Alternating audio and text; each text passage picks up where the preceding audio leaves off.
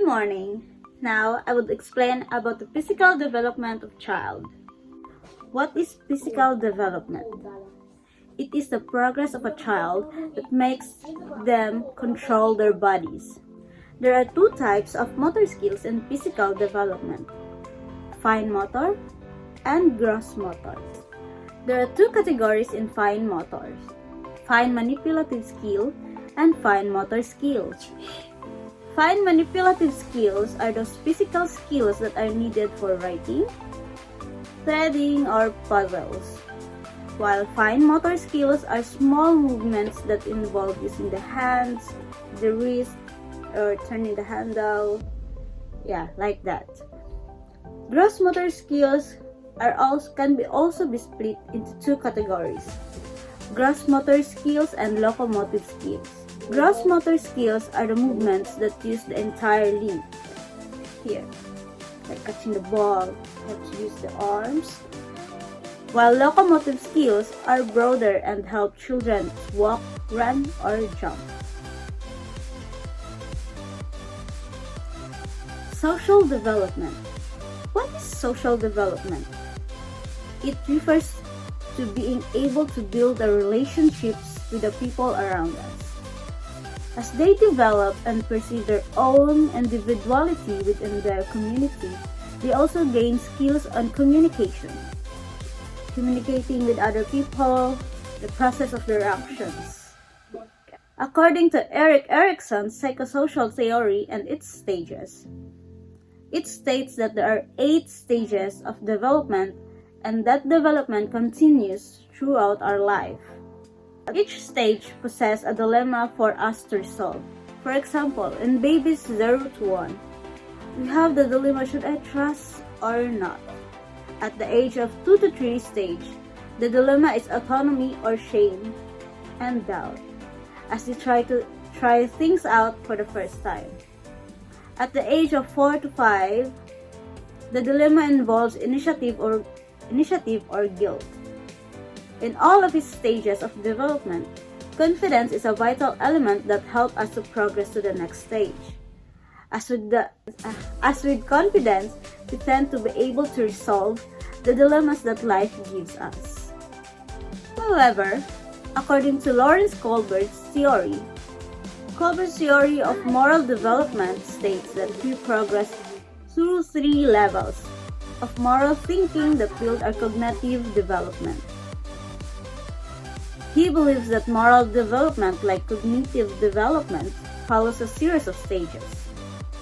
He used the idea of the moral dilemmas, stories that present conflicting ideas about 2 moral values, to teach 10 to 16 years old boys about morality and values. To develop language and conversation skills, young children need many opportunities to talk with each other, with adults, one-on-one, and in a group. Like, use everyday activities as opportunities for rich conversational talk, such as circle time, snack time, story time, and outdoor time. You could also design spaces to encourage your children to talk to each other and share ideas, or ask open-minded questions to challenge children to go deeper as they express ideas, such as, why do you think that happened? Rather than, did you think that would happen? Experiences in a way that promotes cooperation and conflict resolution. The activity that can promote cooperation when the child has to take turn, wait, or share their toys. All the times that the educator applied this strategy, we are promoting cooperation with the children. Of course, that activities that involves group participation, small or large, is the one more common and known in regards of cooperation. In case of challenge, the educator must challenge the child every day, every time. The stimulus makes the child to increase the problem solving and let them more interested in the activity. In promoting a sense of community within the service or central.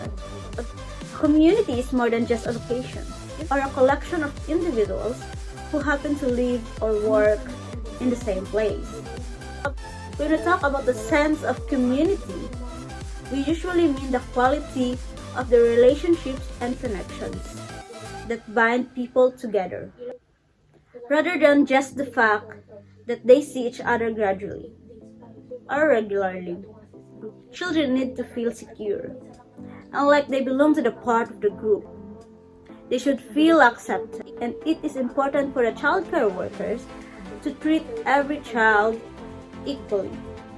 This means you should be consistent in your behavior towards different children in the same scenario. Arranging the environment to encourage interactions between children, as well as accommodating a child's need for privacy, solitude, or quiet. When you are planning an activities, you should take into account that children will need quiet time or nap time. Children need privacy and solitude like anybody else, and having an area that they can go to when they want to be alone or rest, because it is important to prevent overstimulation. Overstimulated children will not be open to learning and can be more prone to tantrums and behavioral issues. And providing opportunities for children to investigate ethical issues relevant to their lives and their communities. Children may have different levels of understanding when it comes to ethical issues. In the pre-conventional ages 6 to 13, children obey rules to prevent punishment, or to prevent punishment and get a reward. One of the most important things a childcare worker can do is to get the children to think about their behavior, asking them why. For example, why they react as they did? Why should we do this? How would this make you feel? Questions like that. For emotional development, what is emotional development? It is about how we manage our feelings or frustrations, joy, anger, sadness, jealousy, and etc. It can also relate how we see ourselves and how secure we feel about how we feel in our surroundings. Self-image and self-identity. How can children explore self-identity? How you can create opportunities for children to explore self-image and identity through play depends on the age of the child. Babies may like to suck their fingers and toes, look in the mirrors, play peekaboo, look at friendly faces. Toddlers may like to try on roles through imaginative play and dressing up. Themed areas can add another dimension to this, such as castle area.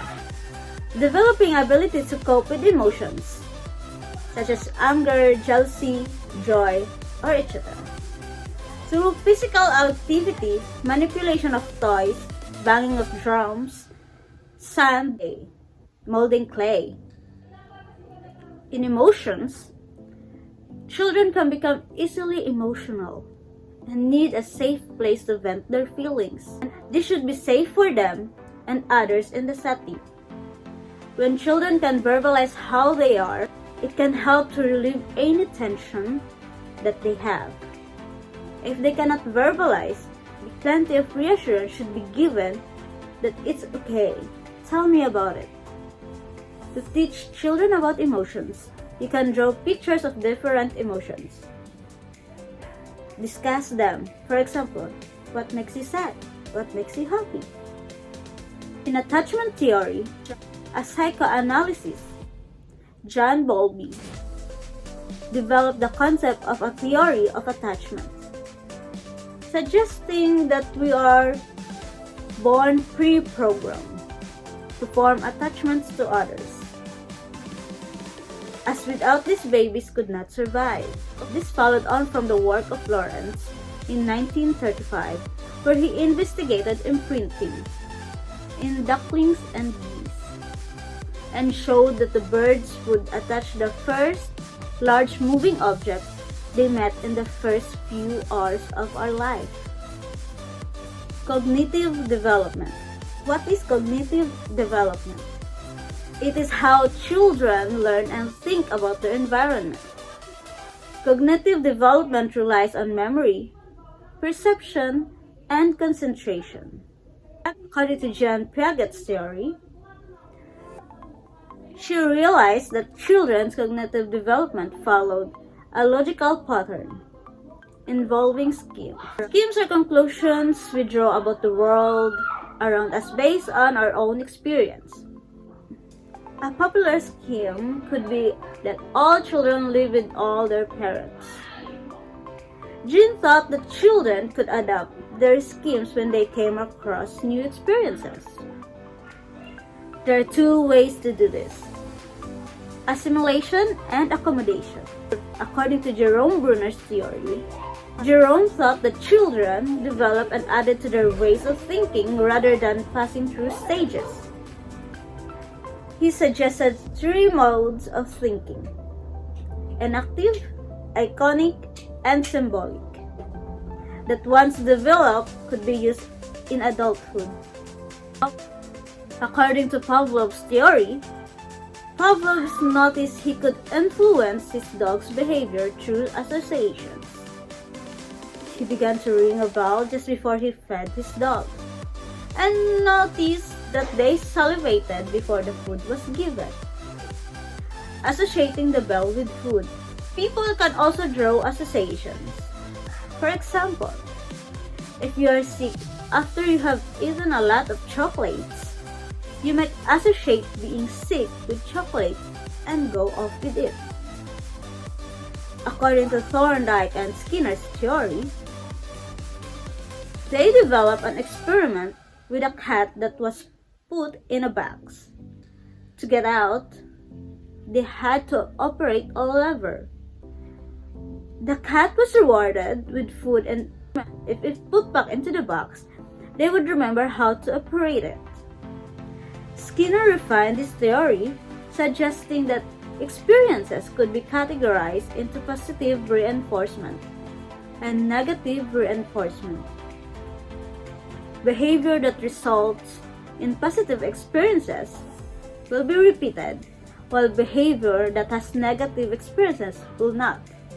According to Bandora's theory, Bandora suggests that children model their behavior on those they observe around them.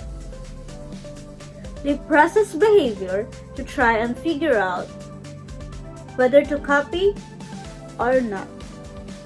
He carried out a famous study that he called a Bobo and presented children with different scenarios to see if they imitated the behavior or not.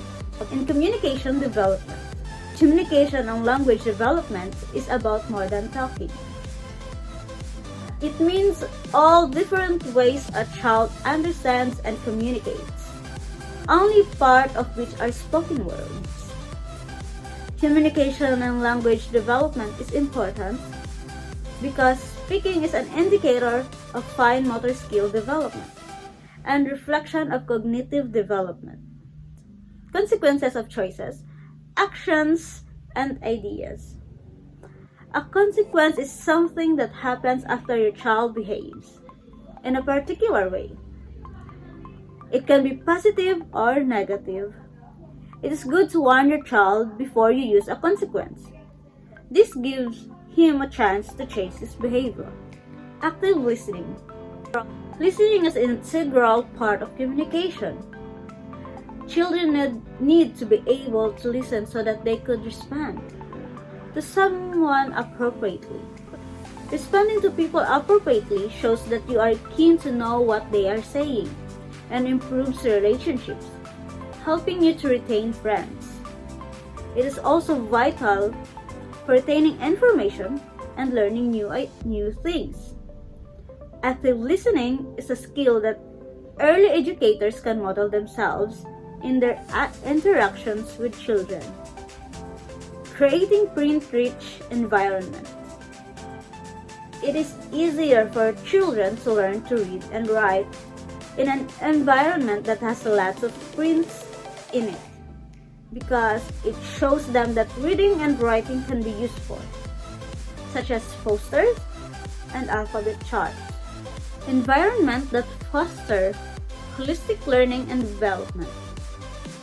It has become increasingly important for early years educators to think about the development as a whole. Holistic learning is an approach that looks at and develops all areas that help children to reach their full potential, such as scaffolding. It is a process where an early educator is able to encourage a child to think about their knowledge about a topic, and from there, build on this knowledge to expand areas of thinking, provide links, and solve problems. Activities or tasks supported by an educator at first, but the educator's role will decrease gradually as the learner becomes more competent. In assisting children to see their mistakes as opportunities to learn and grow. Making mistakes helps children to learn, as they will think about why they got something wrong and work at how they can change what they did to correct it. Although children should be encouraged and praised, you should try not to be too quick to praise and really think about whether a child has made an effort or not. When children are a bit older, they may be able to self-reflect. Some educators ask children to use their emotions or use emoticons or colors to show how they think they did. This will also give you a good indication of whether a child is being too self-critical or overly confident on a regular basis. Facilitating families' diverse contributions. Families and communities are diverse. They incorporate a wide range of cultures. This means that they are able to contribute a variety of different perspectives and skills to benefit the learning community. Your role will involve facilitating these contributions, so you should think carefully about how you can do this. When parents are involved with the settings and make contributions, children are happier and appear more settled. Information sharing is key to deliver better, more efficient services that are coordinated around the needs of an individual. It is essential to enable early intervention and preventative work. You must know who your colleagues are before sharing information. However, there is information that cannot be shared, such as personal information of a child. Recognizing spontaneous teachable moments as they occur and use them to build on children's learning. Spontaneous teachable moments are moments where you can see an opportunity to teach a child something. They are spontaneous as you will not have planned it. The child will come to you and will look to you intently at something. Spontaneous moments can also occur when a child is concentrating on a task or deep in thought, and an educator asks them an open-ended question about their thoughts. In ensuring a balance between child-initiated and educated supported learning. Supported learning involves an adult getting involved in child's learning to support them. Supported learning may be totally adult-led or a combination of a child-led and adult-led learning. Adult-led activities are activities that can be pre-planned as part of the curriculum and follow strict rules. Child-led activities are activities that children will engage in without adults. They usually involve imaginative scenarios. In providing learning environments with appropriate level of challenge, where children are encouraged to explore experiment, and take risks in their learning. Once children have mastered a skill, it is important to help them develop it further through more challenging play. However, you must remember that children are different and some will have less confidence when it comes to certain skills. Others may find it difficult joining in due to their social skills development or their preferences. You will need to encourage, but you should never force them to take part, as they can have a negative impact. Sometimes when children see others with their own age having fun with an activity, they might come around eventually and have a go themselves. In facilitating team collaboration, assessments, and evaluation in relation to child development and well-being, there are many different colleagues with whom you may need to collaborate regarding assessments and evaluation of a child development and well-being. Colleagues may include those working with you at the settings and those who are removed but working in partnership. You play an integral part of assessing a child's development and well-being. You may use templates that help communicate information in a structured and consistent way. These templates will act as a guide to see if you need any more information. That's all. Thank you.